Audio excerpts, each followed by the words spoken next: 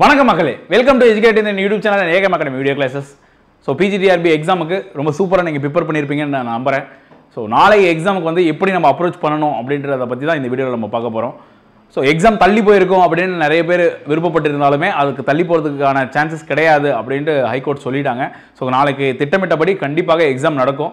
So அதுக்காக பதற வேணாம். சார் நான் தள்ளி போயிருந்தால் இன்னும் சூப்பராக ப்ரிப்பேர் பண்ணியிருந்திருப்பேன், எனக்கு நெருக்கடியாக இருக்குது அப்படின்ற ஃபீல் பண்ணிங்க அப்படின்னா லெட் இட் பி லைக் அது ஃப்ரீயாக விட்டுருங்க.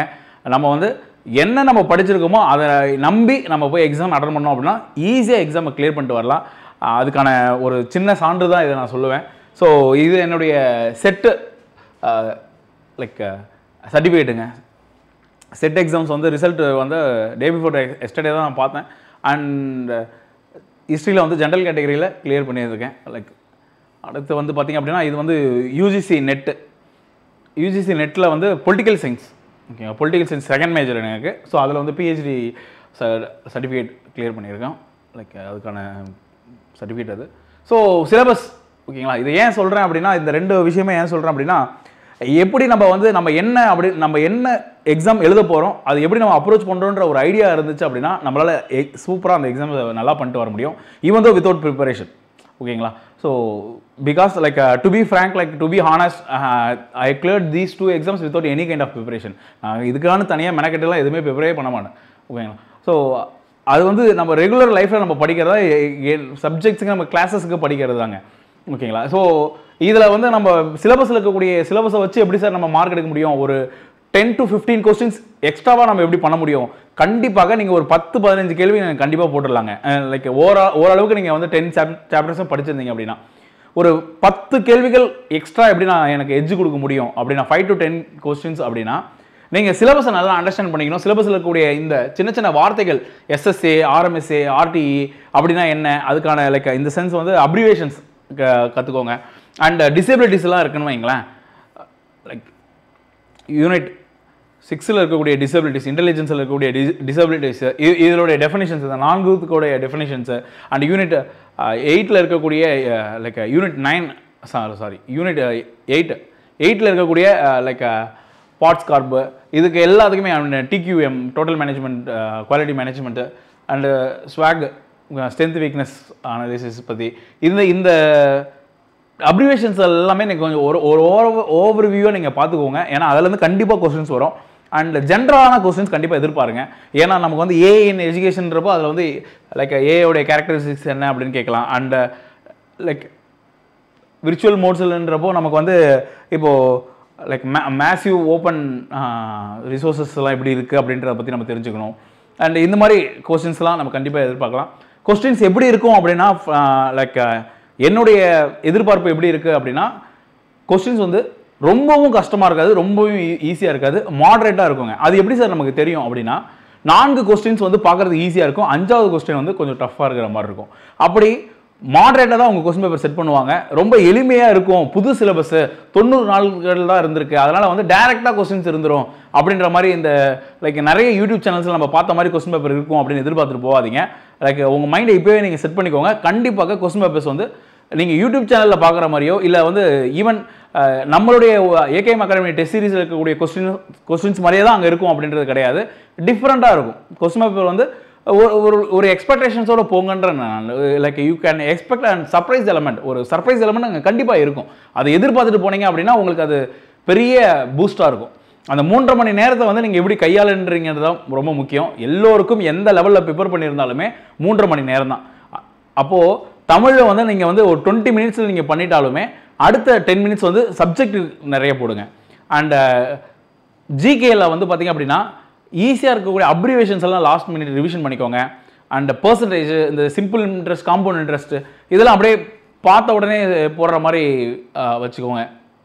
அண்டு மோஸ்ட்லி உங்களுக்கு வந்து எந்த கொஸ்டின், எனக்கு வந்து கொஸ்டினும் தெரியல சார், ஆன்சரும் எனக்கு தெரியல, எனக்கு அந்த கொஸ்டினும் ஆன்சரும் ரொம்ப புதுசாக இருக்குது அப்படின்னா நீங்கள் வந்து ஏதாவது ஒரு ஆப்ஷனை மட்டும் லைக் ஸ்டிக் பண்ணிக்கோங்க. Let it be A or B or C or D, anything, ஏதாவது ஒன்று. அதாவது நான் சொல்கிறது வந்து மொத்தமாக இருக்கக்கூடிய 150 கேள்விகளுக்குமே நான் சொல்கிறேங்க. 150 கேள்விகளுக்குமே அதில் வந்து எனக்கு ஒரு 30-40 கொஸ்டின்ஸ் எனக்கு சுத்தமாக தெரியல, எனக்கு ஐடியாவே இல்லை அப்படின்னா ஒரே ஆப்ஷனை போட்டுவாங்க. நீங்கள் ரேண்டமாக லைக் ஸ்னேக் டான்ஸ்லாம் ஆடாதீங்க. ஏன் அப்படின்னா நம்ம ரேண்டமாக இல்லாமல் ஒரே ஆப்ஷன்ஸ் நம்ம போடுறப்போ அதுக்கான சக்ஸஸ் ரேஷியோ வந்து அதிகமாக இருக்கும். அதாவது ஃபார் எக்ஸாம்பிள் ஒரு 40 கொஸ்டின்ஸ் நீங்கள் அப்படி பண்ணீங்க அப்படின்னா அட்லீஸ்ட் 10 கொஸ்டின்ஸ் வந்து உங்களுக்கு கரெக்ட் ஆகிறதுக்கான வாய்ப்புகள் இருக்கும்.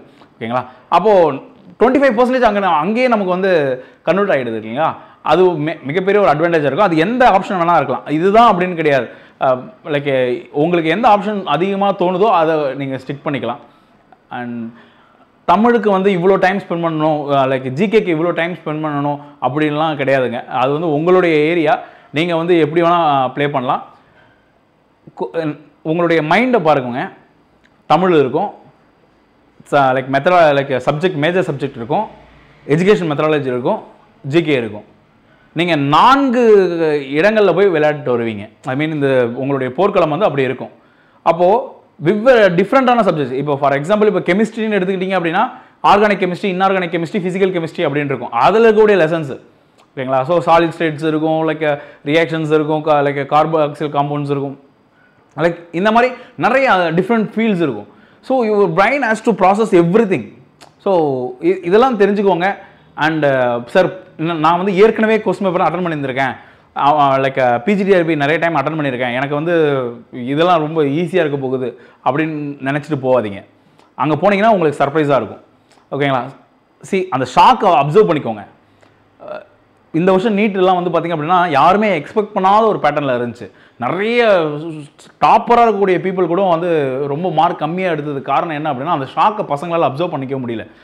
வந்துட்ட பிறகு ரொம்ப அழுதாங்க, வந்து என்கிட்டயே ரொம்ப அழுதாங்க, சார் நான் நல்லா பண்ணியிருந்திருப்பேன், என்னால் லைக் கொஞ்சமே நான் வந்து கொஞ்சம் நான் எஃபோர்ட் போட்டிருந்தேன்னா சூப்பராக பண்ணியிருந்திருப்பேனே, எனக்கு ஜஸ்ட் மிஸ்ஸில் தானே போச்சு அப்படின்லாம் சொன்னாங்க. ஏன் அப்படின்னா இப்போ எல்லா காம்படிட்டிவ் எக்ஸாம்ஸ்லையுமே அவங்க என்ன பார்க்குறாங்க அப்படின்னா அந்த ஷாக் அப்சர்வெண்ட்டை வந்து கண்டிப்பாக இருக்கான்னு செக் பண்ணுறாங்க. அது வந்து இன்டென்ஷனலாக அவங்க வந்து அது கொடுக்குறாங்களா இல்லையான்னு எனக்கு தெரியல. But that is how it will be. So அதுக்கு ஏற்ற மாதிரி நீங்கள் போங்க, நீங்கள் நல்ல மைண்டை ரெடி பண்ணிக்கோங்க. டிஃப்ரெண்ட்டாக இருக்க போகுது. அப்போது அந்த டிஃப்ரெண்ட் ஃபீல்டை நான் இப்படி ஆன்சர் பண்ண போகிறேன் அப்படின்றத மட்டும் பாருங்கள். அண்ட் ஒரு கொஸ்டினுக்கு ரொம்ப நேரம் ஸ்பெண்ட் பண்ணவே பண்ணாதீங்க. நமக்கு ஆன் அண்ட் ஆவரேஜ் பார்த்திங்க அப்படின்னா லைக் 150 கேள்விகள் நமக்கு கொடுக்கப்படுறது 210 லைக் நிமிடங்கள். அப்போது டைம்ன்றது வந்து ரொம்ப கிரன்ச்சியாக இருக்கும். நடுவில் வந்து ஓஎம்ஆரில் சைன் வாங்குவாங்க, அட்டண்டன்ஸ் ஷீட்டில் சைன் வாங்குவாங்க. ஸோ இந்த ப்ராசஸ்லாம் டிஸ்டர்பன்ஸ்லாம் இருக்கும். ஸோ அதையும் கால்குலேட் பண்ணிக்கோங்க. அண்ட் பிளாக் பாயிண்ட் பென் கொண்டு போங்க, original ID, photo copy of your xerox, like xerox copy of your hall ticket கட்டாயமாக கொண்டு போங்க. இது மறந்துடாதீங்க. Black point ball point pen தான் நம்ம கொண்டு போகணும்.